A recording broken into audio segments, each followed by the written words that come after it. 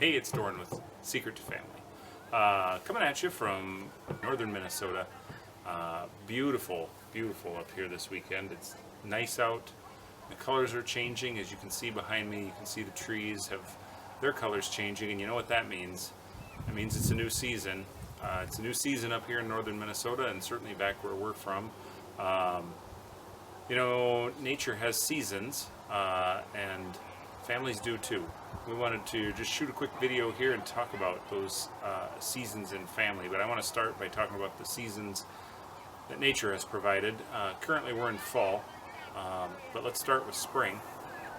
Spring is a time where there's new growth and the green is just coming around, and we're all ending winter. It's a time of new hope, and spring leads into summer.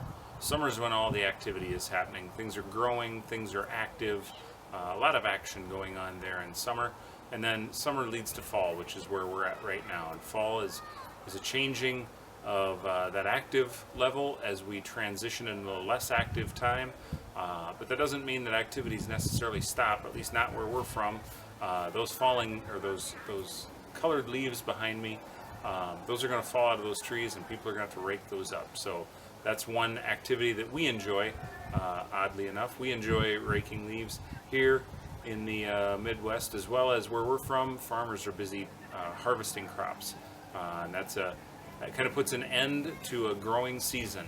Fall leads to winter, and winter for us is a time of rejuvenation, of recharging our batteries. It's a time of slightly less activity. That doesn't mean it has to end completely. There's certainly wintertime activities, but it's everything from a nature perspective is kind of shut down and hibernating and recharging its batteries for spring, which brings us back to the beginning. So that's the nature seasons, but let's talk a little bit about the seasons possibly that exist in family.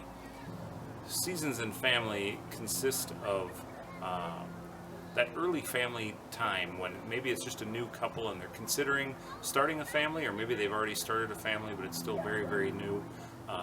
It's an exciting time in a family's history, or a family's development. A lot to look forward to, a lot to plan for, a lot of excitement.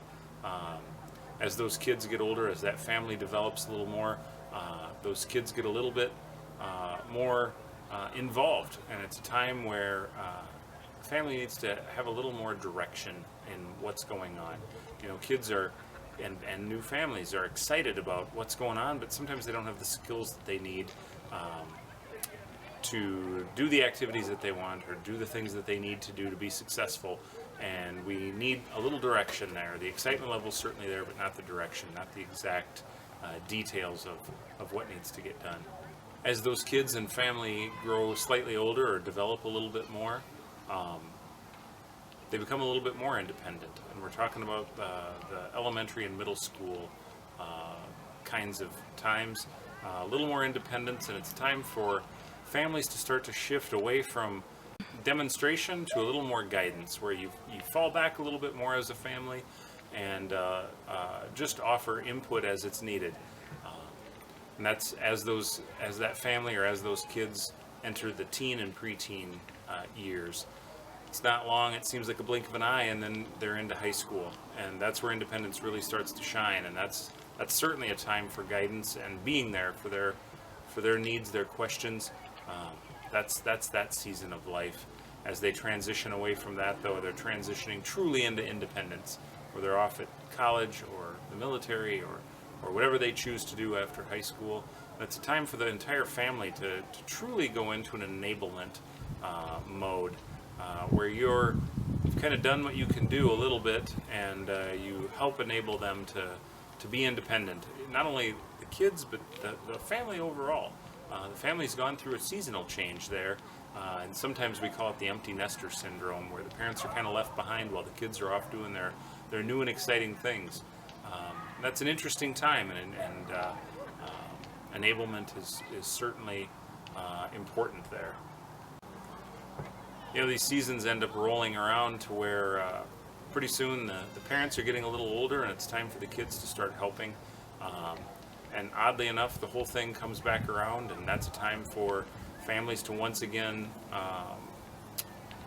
once again visit that explain and demonstrate stage where the kids are helping explain and demonstrate things to the aging and older parents, and the whole thing kind of comes around like most seasons do. So it's kind of an interesting seasonal change that families go through. So with all of that in mind, quick question that comes to mind is, what season is your family in, and what are you doing? You know, seasons aren't a surprise. We know that fall always follows summer and winter always follows fall. It's not a surprise, and hopefully with you understanding that families also go through seasons, you too can plan for those seasons in your life, in your family, and prepare for those, and make sure that you're ready for those changes in seasons. So anyway, I hope this video was helpful.